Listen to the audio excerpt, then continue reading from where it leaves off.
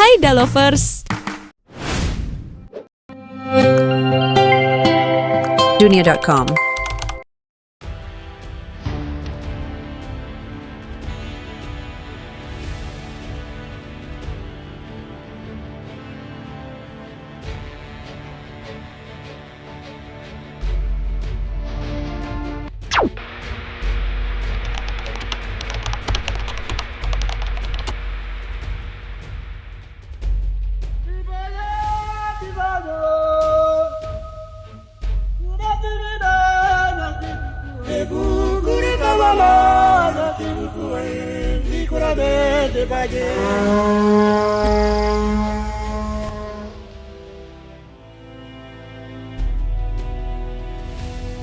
Kadang, kebenaran tak perlu dikubur dalam-dalam, cukup dibiarkan hidup di tempat yang tak dijangkau sinyal. Ini bukan cerita dongeng, ini bukan kisah fiksi, ini adalah bagian dari Indonesia yang selama ini dibisukan.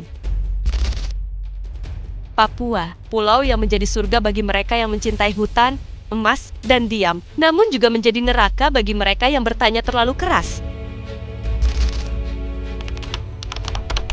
Papua dan peraduan pandangan dunia. Di balik rimba yang membentang dari pegunungan Jayawijaya hingga lembah Baliem, ada sesuatu yang lebih besar dari sekadar konflik lokal. Papua bukan hanya isu domestik. Ia adalah papan catur global yang tak pernah diumumkan ke publik. Amerika Serikat pernah menginjakkan jejaknya lewat Freeport. Bukan hanya tambang emas, tetapi tambang pengaruh. Sebuah kontrak selama puluhan tahun yang tak hanya menggali tanah, tetapi juga menggali celah dalam kedaulatan. Lalu datang Cina, perlahan namun pasti, melalui investasi, proyek infrastruktur, hingga pengiriman konsultan teknik yang tak semuanya bisa dibuktikan statusnya. Mereka datang tanpa diundang. Mereka tidak datang dengan pengumuman. Mereka tidak datang dengan peluru. Mereka datang dengan izin. Tapi bukan izin rakyat. Bukan juga izin sejarah. Melainkan izin yang ditekan dalam rapat tertutup yang tak pernah kalian dengar di TV nasional. Dalam sebuah laporan investigasi 2023, disebutkan bahwa lebih dari 21 titik aktivitas asing ditemukan di wilayah Papua Barat dan Papua Tengah. Beberapa berbentuk fasilitas logistik, sebagian lain hanya tenda dan alat komunikasi. Tapi yang membuat jantung berdegup cepat adalah ini. Sebagian area itu tidak bisa terdeteksi lewat citra satelit publik. Ketika suara rakyat dibungkam data, warga di sekitar kawasan Paniai dan Intan Jaya sudah biasa melihat orang luar yang bukan TNI, bukan Polri, namun membawa perlengkapan militer. Mereka berbicara dalam bahasa yang bukan Indonesia. Beberapa membawa perangkat seperti antena, laptop, dan alat pemetaan. Dan tiap kali warga bertanya, jawabannya selalu sama. Urusan pemerintah pusat, jangan ikut campur. Jejak di atas tanah, bukan dalam berita.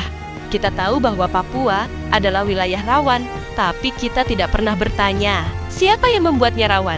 Siapa yang membuka gerbang untuk perusahaan asing? Siapa yang memberi izin pembangunan jalur logistik di tengah hutan? Padahal jalan desa belum jadi. Siapa yang mematikan sinyal di wilayah tertentu selama berbulan-bulan? Dan tak satupun media nasional meliputnya. Mereka membangun, tapi bukan rumah. Mereka menggali, tapi bukan sumur. Mereka membungkam, tapi bukan dengan senjata, melainkan dengan narasi, dengan kabar baik yang dibungkus angka investasi, dan kita disuruh tepuk tangan sambil menyanyikan lagu persatuan. Siapa yang buka gerbangnya? Apakah ini bagian dari strategi besar Indo-Pasifik? Apakah Papua dijadikan pijakan untuk kekuatan besar di Asia Tenggara? Mungkin, ya, mungkin.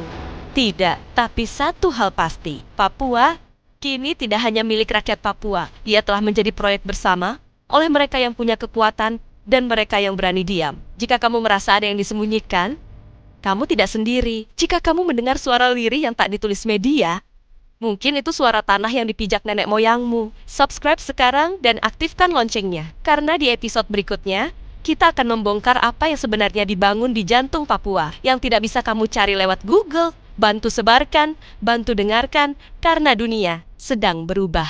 Dan Indonesia tidak boleh jadi penonton di tanahnya sendiri.